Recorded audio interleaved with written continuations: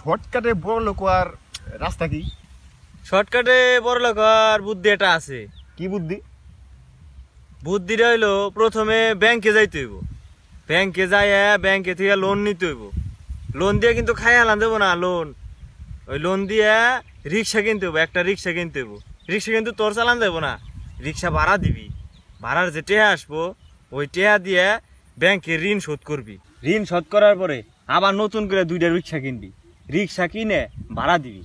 ভাড়া দেওয়ার পরে ভাড়ার টেহা যে দিব তোরে, এই ভাড়ার টেহা দিয়ে আবার নতুন করে 4-5টা রিক্সা কিনবি। যে তাহলে হইব কি, ওই ভাড়া আবার দিলে পরে ওই লোকে যে টেহা দিব তোরে, ওই টেহাটি তোর হইব। ওই ছোটোখাটো ব্যবসা করলে হইব না, বড় ব্যবসা করতে হইব।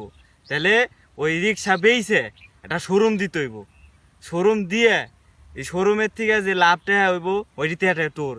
আবার শোরুমের সামনে এই ব্যবসা